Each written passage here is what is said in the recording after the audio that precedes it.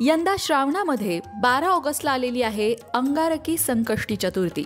संकष्टी चतुर्थी जेव्हा मंगळवारी येते तेव्हा त्या चतुर्थीला म्हणतात अंगारकी संकष्टी चतुर्थी. या अंगारकी संकष्टी चतुर्थीचं व्रत केल्याने, या दिवशी उपवास केल्याने किंवा या दिवशी गणपती बाप्पाचं दर्शन घेतल्याने संकट निवारण होतं. आयुष्यातले अडथळे, अडचणी, आजार दूर होतात. त्याचबरोबर ग्रहशांती सुद्धा होते. मंगळ दोष असेल, अंगारक दोष असेल, ग्रहांचा काही नकारात्मक प्रभाव असेल, ज्याच्यामुळे पगार वाढत नाही, नोकरी मिळत नाही किंवा लग्न जमत नाही, अशा काही अडचणी असतील तर त्या अंगारकी संकष्टी चतुर्थीच्या व्रताने दूर होतात. घरात ऐक्य निर्माण होतं, आनंद निर्माण होतो आणि घरात एखादं मंगल कार्य सुद्धा होतं. त्याचबरोबर आध्यात्मिक प्रगती होते, मन स्थिर होतं, आत्मविश्वास वाढतो. इतकंच कशाला मोक्षप्राप्ती सुद्धा होते असा धार्मिक ग्रंथांमध्ये उल्लेख आहे. मग मंडळी, अशी ही अंगारकी संकष्टी चतुर्थी आपल्या आयुष्यातल्या सगळ्या विघ्नबाधा दूर करायला यंदा श्रावणामध्ये आलेली आहे. श्रावणात आल्यामुळे याचं महत्त्व अधिकच वाढलंय. कारण श्रावण हा देवादिदेव महादेवांच्या पूजनाचा महिना आहे आणि याच काळामध्ये अंगारकी संकष्टी चतुर्थी आल्यामुळे गणपती बाप्पा आणि महादेव या दोघांचंही पूजन या दिवशी केलं जाईल. मग नक्की कुठल्या खास गोष्टी आहेत किंवा कुठले असे उपाय आहेत जे या दिवशी करावेत आणि कुठल्या अशा गोष्टी आहेत ज्या या दिवशी अजिबात करू नये? आता वळूया अंगारकी संकष्टी चतुर्थीकडे, जी मंगळवारी आलेली आहे 12 ऑगस्टला. या चतुर्थीची सुरुवात होणारे 12 ऑगस्टला सकाळी 8:40 आणि समाप्ती होणारे 13 ऑगस्टला सकाळी 6:35. चतुर्थीच्या दिवशी चंद्रदर्शन करूनच उपवास सोडला जातो, त्यामुळेच चतुर्थी असणार आहे 12 ऑगस्टला. चंद्रोदयाची वेळ असेल रात्री 9:17. अंगारक नावाचे ऋषी होते. ते गणपती बाप्पाचे निस्सीम भक्त होते. त्यांचा जन्म मंगळवारी झाला होता. त्यांनी अनेक वर्ष गणपतीची तपश्चर्या केली. गणपती बाप्पा प्रसन्न झाला आणि त्यांना विचारलं की काय हवंय. अंगारक ऋषींनी सांगितलं की माझं नाव आणि तुमचं व्रत लोकांमध्ये कायम स्मरणात राहावं. मग गणपती बाप्पाने त्यांना वर दिला की जेव्हा मंगळवारी संकष्टी चतुर्थी येईल तेव्हा तिला अंगारकी संकष्टी चतुर्थी म्हटलं जाईल आणि या दिवशी व्रत करणाऱ्याला माझे विशेष आशीर्वाद प्राप्त होतील, अशी कथा पुराणात येते.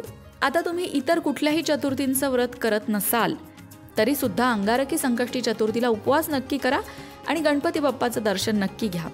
असंही मानलं जातं की अंगारकी संकष्टी चतुर्थीचं व्रत केल्याने सर्व प्रकारचे पाप, दुःख, अडथळे दूर होतात.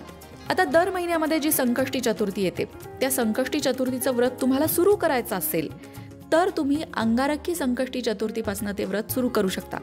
ज्यांना ज्यांना चतुर्थीचा उपवास पकडायचा आहे, चतुर्थीचा उपवास धरायचा आहे, त्यांनी या 12 तारखेपासून सुरुवात करायला काहीच हरकत नाही. कारण अंगारकी संकष्टी चतुर्थीपासून संकष्टीच्या व्रताची सुरुवात सुद्धा होत असते, उपवासांची सुरुवात केली जाते. आता अंगारकी संकष्टी चतुर्थीच्या दिवशी तुम्ही घरच्या घरी सुद्धा गणपती बाप्पाची पूजा करू शकता. सकाळी स्नान केल्यानंतर स्वच्छ वस्त्र परिधान करावीत आणि गणपती बाप्पाची जी मूर्ती तुमच्या देवामध्ये आहे किंवा प्रतिमा आहे तिची पूजा करावी. दुर्वा, लाल फुलं, मोदक, फळं हे सगळं गणपती बाप्पाला अर्पण करावं आणि गणपती बाप्पाच्या मंत्राचा जप करावा. कोणता मंत्र? ओम गण गणपते नमः किंवा वक्रतुंड महाकाय या मंत्राचा जप केला तरी चालेल. दिवसभर फक्त फलाहार करावा. त्याचबरोबर दूध सुद्धा घेता येईल. तुम्हाला अगदीच झेपत नसेल तर तुम्ही भगर किंवा खिचडी खाऊ शकता, पण शक्यतो सात्विक आहार घ्या. तळलेले, तुपकट, तेलकट पदार्थ उपवासाच्या दिवशी खाऊ नका. त्यामुळे उपवासाचा जो हेतू आहे तो साध्य होत नाही. रात्री चंद्रदर्शन झाल्यावर मात्र सात्विक भोजन घेत उपवास सोडा. चंद्राला अर्घ्य द्यायला विसरू नका. चंद्राला सुद्धा दुधाचं नैवेद्य दाखवा. दूध अर्पण करा, याला अर्घ्य देणं असं म्हणतात. आणि मग त्यानंतर तुम्ही गणपती बाप्पाची आरती करून उपवास सोडू शकता. आता हा उपवास सोडताना ताटामध्ये कांदा, लसूण, विरहित अन्न असावं. त्याचबरोबर सात्विक असावं, खूप मसालेदार नसावं. अंगारकीला गणपती बाप्पाचा जप, त्याचबरोबर कुठल्याही स्तोत्राचं पठण करणं अतिशय लाभदायक मानलं जातं. तुम्हाला जर एखादी इच्छा असेल मनामध्ये आणि ती पूर्ण व्हावी असं वाटत असेल तर या अंगारकी संकष्टी चतुर्थीला तुम्ही गणपती अथर्वशीर्ष जे आहे ते 21 वेळा म्हणू शकता. 21 आवर्तनं या गणपती अथर्वशीर्षाची केली असता मनोकामना पूर्ती होते. तुम्हाला जर अथर्वशीर्ष म्हणता येत नसेल तर आपल्या लोकमत भक्ती चॅनलवर शंकर महादेवन यांच्या आवाजामध्ये अथर्वशीर्ष आहे, ते तुम्ही ऐकू सुद्धा शकता. गणेश स्तोत्र किंवा संकटनाशन गणेश स्तोत्राचं पठण करणं सुद्धा अतिशय शुभ मानलं जातं. पण मंडळी, या दिवशी काही गोष्टी आहेत ज्या टाळायला हव्या, जसं मांस आणि मदिरा यांचं सेवन करू नये, ब्रह्मचर्याचं पालन करावं, त्याचबरोबर कुणालाही फसवू नये, कुणाशी खोटं बोलू नये, कुणाचाही राग द्वेष या दिवशी करू नये. संपूर्ण दिवस तुम्हाला नामस्मरण करणं शक्य नसेल तर संध्याकाळी तुम्ही कामावरनं घरी गेल्यावर सुद्धा जप करू शकता, स्तोत्रपठण करू शकता आणि गणपती बाप्पाची पूजा करू शकता. या व्रताचं फळ काय आहे, म्हणजेच अंगारकी संकष्टी चतुर्थीला व्रत केलं, उपवास केला, गणपती बाप्पाचं दर्शन घेतलं तर काय फळ मिळतं? आयुष्यातील संकट दूर होतात. मघाशी म्हटलं तसं ग्रहांचा नकारात्मक प्रभाव कमी होतो. आरोग्य, नोकरी, व्यवसाय, शिक्षण यात प्रगती होते. मानसिक शांतता लाभते. आत्मविश्वासात वाढ होते. अखंड सौख्य लाभतं. मंगल कार्य सुद्धा घडून येतं. सगळ्यात महत्त्वाचं मोक्षप्राप्तीची ही सुवर्ण संधी मानली जाते. इतके फायदे फक्त एका व्रताचे आहेत. फक्त ते भक्तिभावाने करायला हवं. मनात भक्तिभावाचा अभाव असताना जर हा उपवास तुम्ही केलात किंवा व्रत केलं तर मात्र याची ही फळं तुम्हाला मिळतीलच असं नाही. म्हणूनच सगळ्यात आधी तनाची शुद्धी, मग मनाची शुद्धी आणि मग देवाच्या चरणी आपल्या मनाला लीन करणं हा सगळ्यात सोपा मार्ग आहे साधनेचा. मग मंडळी, तुम्ही सुद्धा संकष्टी चतुर्थीचं व्रत करत असाल तर कमेंट करून आम्हाला नक्की सांगा.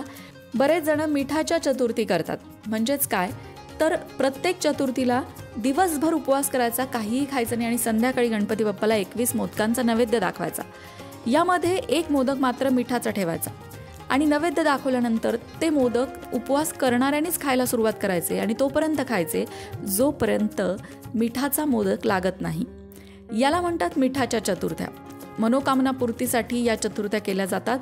या चतुर्थीची सुरुवात सुद्धा तुम्हाला करायची असेल तर तुम्ही या अंगारक संकष्टी चतुर्थीपासून करू शकता. मंडळी, गणपती बाप्पा मोरया कमेंट बॉक्समध्ये लिहायला विसरू नका आणि तुमच्या मनात आणखीन काही शंका असतील तर त्या सुद्धा कमेंट बॉक्समध्ये नक्की विचारा. अशाच प्रकारच्या माहितीपूर्ण व्हिडिओंसाठी लोकमत भक्ती चॅनलला सबस्क्राईब करा आणि बेल आयकॉनवर सुद्धा क्लिक करा, म्हणजे आमच्या नवनवीन व्हिडिओचं नोटिफिकेशन तुम्हाला मिळत राहील. तसंच योग्य आध्यात्मिक मार्गदर्शनासाठी लोकमत भक्तीच्या फेसबुक पेजला फॉलो करायला विसरू नका.